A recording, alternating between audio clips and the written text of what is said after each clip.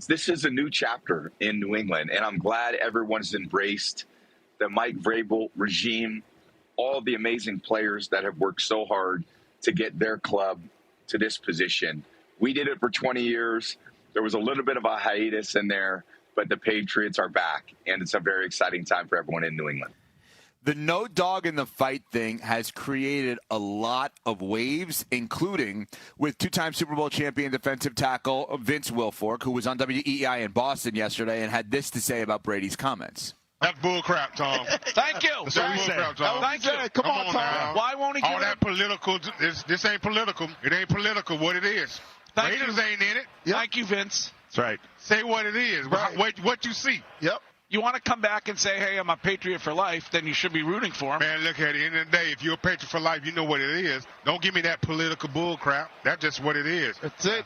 If you don't think we're going to win, just pick Seattle then. Right. Yeah. Don't straddle the fence.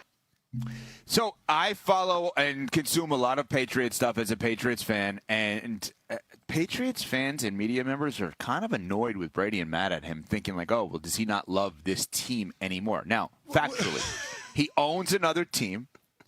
He broadcasts for Fox. His future head coach is the offensive coordinator of the Seahawks.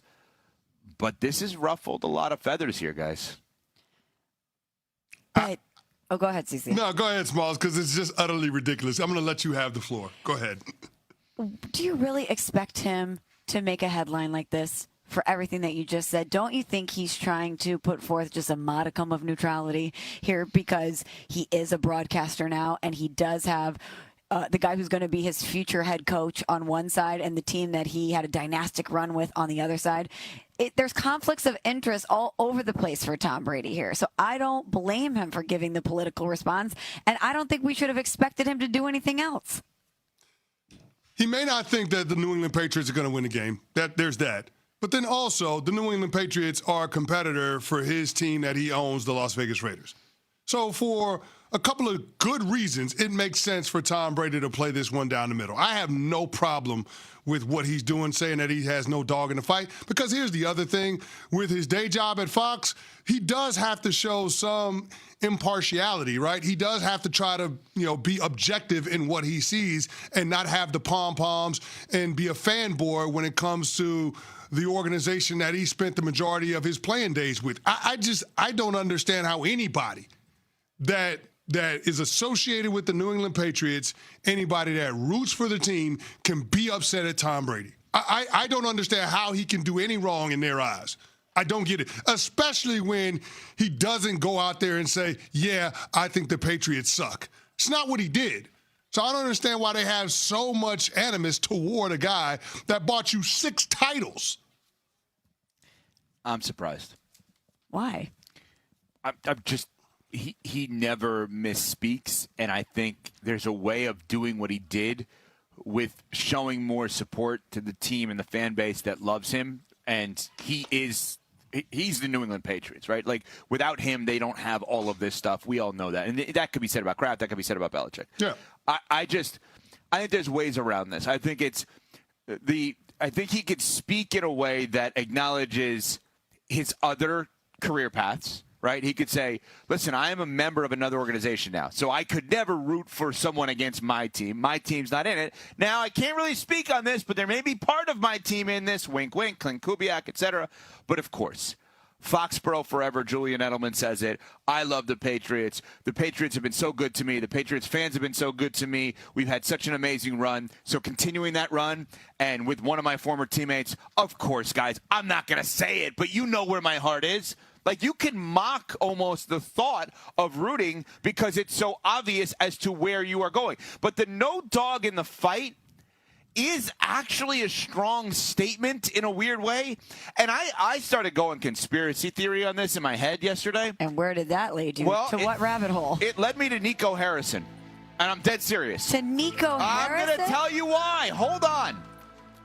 Remember, in the 6 a.m. Eastern hour, go back in the podcast and listen. I made a point to say that Nico Harrison, Dallas Mavericks, made a horrible trade with Luka, but someone had to approve it. Okay, yes. You may think Belichick made a horrible decision to move on from Brady. Someone had to approve it. Any chance the love affair with Robert Kraft, there's still an ounce of like, why did you let him do that to me from Tom Brady? Well, you know what? That's not a bad thought. I see where you're going with it. I like where you're going with it, which is odd in and of itself. But here's what I'll say. By the way, Vegas East is very annoyed that we get along so well. Are you aware of that? I'm actually annoyed that we get along so well. I don't know what's happening. All right, back to you, Bob. But here's why I'm picking up what you're putting down.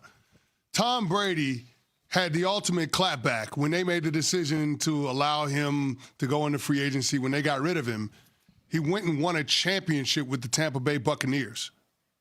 Like he went and did that. He went and proved, hey, guys, I'm not washed like you think I am. I'm still capable of playing really good football. I got MVP. I got a championship down here in Tampa. I'm at that level. And so for so long, he's been able to look at the New England Patriots and say, see, I told you so. This is actually the first time since that divorce where the Patriots have shown signs of turning the page and getting back to business, which is competing for titles. And so I do think that there's a part of Tom Brady that's looking at the Patriots' success and saying, I want you to do well, but not so well where people don't miss me playing for this organization, where people don't miss me being on the field in Gillette Stadium. I do think there's a little bit of that. For the first time in a long time, I don't think that Patriots fans are missing Tom Brady being on the field because you got Drake May as your quarterback. So is Seattle winning actually a double win for Tom Brady? Because, Cece, to your point, it furthers the distance between he and Belichick and he and the Patriots as a whole. He's the one who had success without the other two. And Robert Kraft, even though he got to the Super Bowl, wouldn't have reached the ultimate success by winning one. So Brady's still at the top of that food chain. And also then the guy who beat the Patriots and furthered Tom Brady's legacy is going to be his new head coach. A guy who took Sam Darnold, even though he won 14 games with Minnesota last season, in Seattle and got another great season out of him and a Super Bowl championship. So it's a double win for Brady because not only is his legacy further cemented, but the franchise that he owns, the secondary part of his legacy, post-playing, seems to be in a pretty good place with now a Super Bowl winning coordinator as his new head coach. And Smalls, to add to that, Drake May would be a year younger winning the first Super Bowl than Tom Brady. Great point. I'm just like you never want to see your ex do better with the next. And I think that's probably a little bit of what's behind Tom Brady being so down the middle with his comments about the big game. But you guys are not saying he's down the middle. You guys are not saying he has no dog in the fight. You guys are saying in a roundabout way he's actually rooting for Seattle. That's what you're saying. No, I think it's better for him in multiple avenues for Seattle to win. Aren't most people defenders of their own legacy? Like, don't people want to defend their turf, their legacy, their perception? Okay, so the narrative around them? Let's be real about this then. Because we just had just had the conversation at the end of the 6 o'clock hour, and I asked you the question, is Robert Kraft the most important part of the Patriots dynasty? We just asked that question because of how Robert Kraft has put the pieces in place on two different occasions that have led to his team having a chance to compete for championships. He did it with Bill Belichick and Tom Brady. Remember, he ate the Drew Bledsoe contract in order to allow Tom Brady to be the guy. Somebody had to sign off on that. That was him. Right? Bill Belichick wanted to make the decision, but how many owners in that spot make a different call because of the money? But Robert Kraft allowed that to happen. We asked the question, is Robert Kraft the most important part? And here's the thing.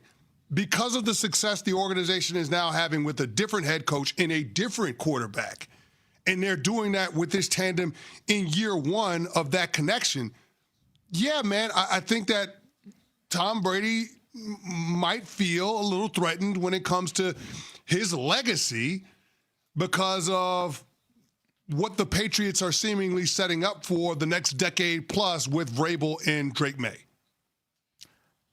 Now it seems silly. It seems silly. Now do you get why Patriots fans and former players are annoyed here? And Vince is saying what he's saying. And Asante Samuel has come out tweeting about this. Now, Asante Samuel, I got to be fair, great player. I don't know, depending on the day of the week, is he pro-Patriot or anti-Patriot? But this week, he seems to be pro-Patriot. This is the thing. So, again, you guys are saying Brady actually was wrong on what he said, not because of the fact that he didn't come out saying he's rooting for the Patriots. You're saying because it's clear he's rooting for the Seahawks. That's what you guys are saying here. I'm not in his head. I'm just saying it's better for him if Seattle wins. He's rooting for the 20 years he was there. He's rooting for him. Exactly. Yes. You're saying Like that he's all rooting of for us Seattle. would. I don't know if he's rooting for Seattle. He's rooting for him. And then, oh, by the way, if Seattle ends up winning, his next head coach is coming down there.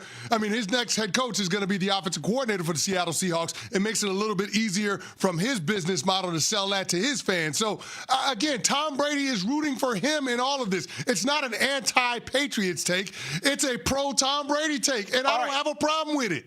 So then here's the question. 888-SAY-ESPN, 888-729-3776. Does Brady have a dog in the fight? And if so, what is it? Because this is where we just got to. I'm telling you, the Patriots fans and media are annoyed by this. Everyone loves Brady, of course. You can't not love Brady if you're a Patriot fan. You both are saying he's rooting for the 20-year legacy, which would be a dog in the fight. When he says there's no dog in the fight, clearly there's a dog in the fight. The dog in everyone's fight in the world is yourself. Mm-hmm. Everyone is rooting for themselves. Let's not get it twisted. Does Brady have a dog in the fight? And if so, what is it? 888-SAY-ESPN, 888-729-3776 is your telephone number to be a part of the show. You're going to be in the dog house on Valentine's Day if you don't do what Cece is about.